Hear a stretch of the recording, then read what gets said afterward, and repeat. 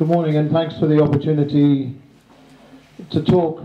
This little presentation came about because as FCLC we belong to something called the Food Security Cluster. The Food Security Cluster is all the agencies that help us out in disasters to ensure that we maintain our food security in Fiji. And of course they're used to cyclones and they're used to floods, but they hadn't a clue what to do with COVID-19 or what the impact of COVID-19 was on the agricultural sector in Fiji. And this was, as complemented Andrew's report. We presented this back to the Food Security Cluster recently.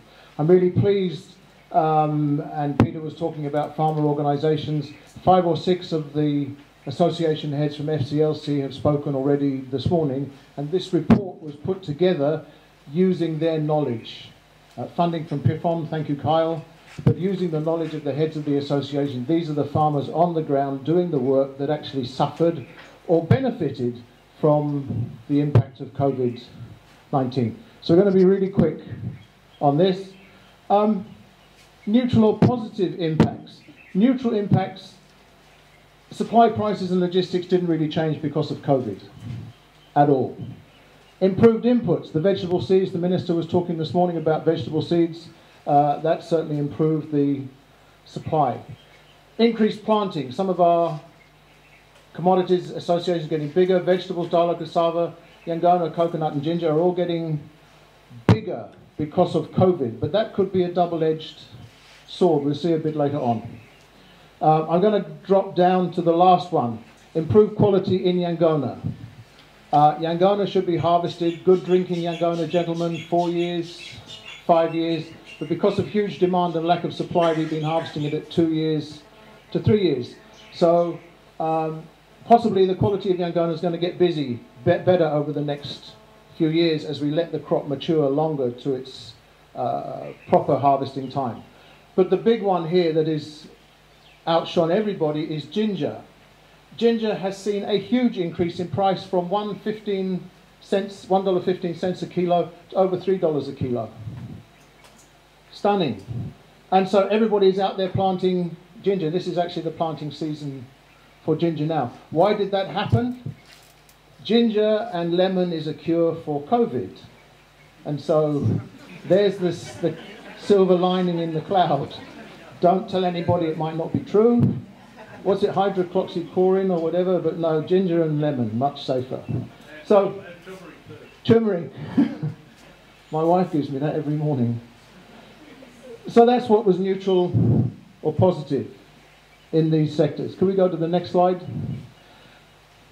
Some of the negative impacts. Some of them are short-term and have worked their way out of the systems already. Some of them are long-term and we're still fighting to put them right. Labour supply. In dairy, cocoa, yangona, dalo and cassava, a lot of people were not sure what to do during the lockdown, whether they should go out, whether they should go to the hospital, get a test, mix with their neighbours. So everything sort of came to a bit of a juddering halt, only for 2 or 3 weeks, and then it settled down again. It also brought back, was it vacas, soli, vata? Those systems came back to the forefront because there wasn't cash around, and so traditional labour sharing systems came back to the forefront. Reduction in efficiency in honey and vegetables. Honey in particular, the farmers were locked down and could not get to their hives. A lot of farmers couldn't get out to their hives, and therefore, particularly after Tropical Cyclone Harold, when they really needed to get out and either harvest or repair the damage or whatever, they lost a lot of efficiencies there. Direct impact on husbandry operations, again honey because of that, ginger because the farmers were locked in when the harvesting of immature ginger should have happened. The good thing about ginger is you just leave your immature ginger in the ground to become mature ginger and then pick up the $2 or $3 extra per kilo that you get having left it in the ground for a few more months. So ginger is doing well.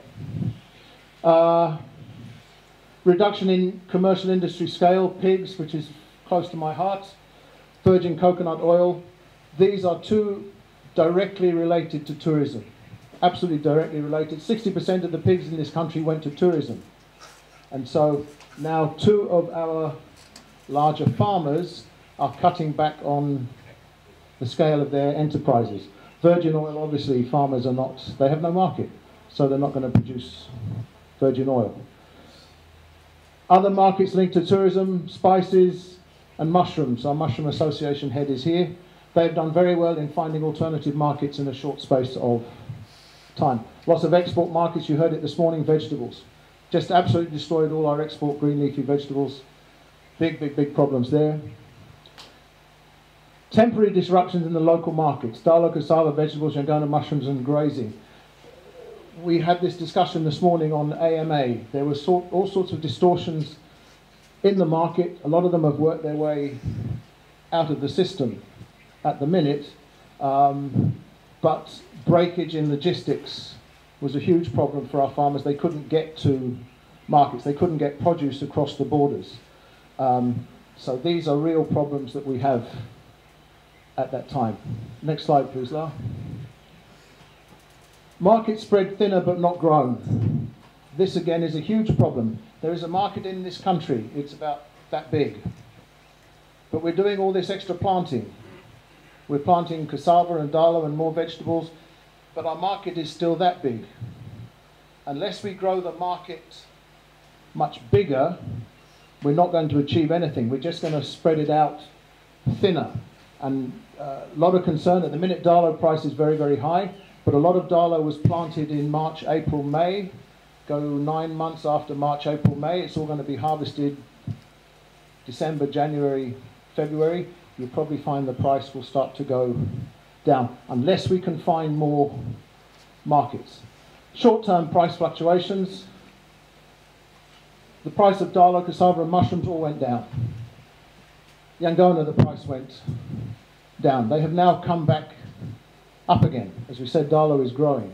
Long-term price pressure, pigs, spices and grazing livestock. For some reason, I don't quite understand this, beef is really hit hard by this impact, and it seems to be a long-term impact. Reallocation along the value chain. Yangona, the price at the farm gate went down, the price at retail went down. The price at retail went up, the price at the farm gate didn't come up. That means somebody is making more money. There's a redistribution of income along the value chains. Being talked about before already, increase in theft. I've heard a figure, 20% of all the agricultural produce in this country is nicked. 20%. It is the biggest theft in this country, and COVID has only made it worse, much worse. At my own farm, we lost about 50 pigs, stolen. Fortunately, the police caught the culprits and sent them to court. The court let them out again, so they stole a few. I don't know where they are now, I don't look. But there's something here, in this country, if you get nicked for pinching a pineapple, you get sentenced for the value of the pineapple. So it's a $2 crime. When you've actually, you know that they've been nicking it for months, for years, but finally you have found them with the pineapple in hand. Pineapples are very consumable. What proof have you got to give to the police? The damn thing's gone. And so when you catch the one guy who's done it, and they get, you know, they penalised for a $2 pineapple. It's not right. Breaking logistical value chains. We talked a lot about AMA. They played a really good role when the markets were locked down. They were the only people allowed to go across the border, but I think that function has now finished. We need to get the private sector working there again. National budgets, coconuts lost programs in the national budgets. Vegetables had their duty, Joseph is up here, they had their duty adjusted. Went down. Imported vegetables can now come in here cheaper. Not quite sure why that happened. Increase of subsistence versus commercial. Vegetables, dalo and cassava. This is this double-edged sword. We have a lot of new farmers in this country who were barmen, who were waiters. Were they ever farmers? Do they know what to do? We've got to do something to support these people in their new career. Otherwise, there's going to be a huge loss of interest, and we're going to lose them. Volatile international markets. Coconut price fluctuated, cocoa grain price and meat meal prices all fluctuated because of COVID, which impacts here. Reduction in quality, this again goes back to all our new farmers. If our farmers don't know how to grow vegetables, then our quality is going to go down. Ginger, their disease, what is fusarium, is it? The rot that ginger gets. There's a huge interest in planting Darlow now, planting ginger now, because this is the planting season. As long as everybody still believes ginger is the cure, then we could export everything to New Zealand. Don't tell them about the cure. We could export everything down to New Zealand. But if we haven't got the seed material, if we haven't got the skills, if we've got disease problems in our crops, then we're going to lose this wonderful opportunity that we have got from COVID. And just the last one, there was a change in the terms of trade. People wanted money or the shipment to be delivered before they actually paid. This was just changes in the terms of trade.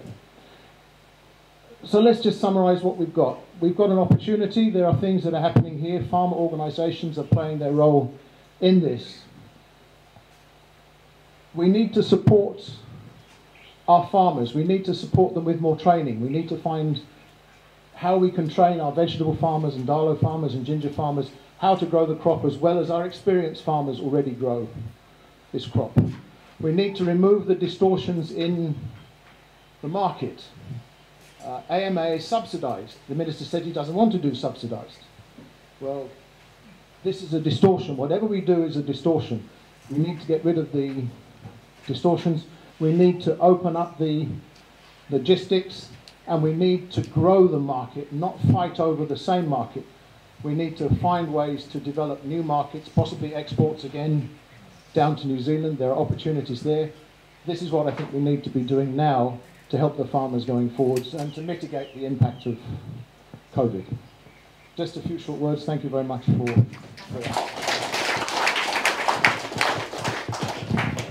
Thank you very much, Mr. Cole. Has anybody got any questions?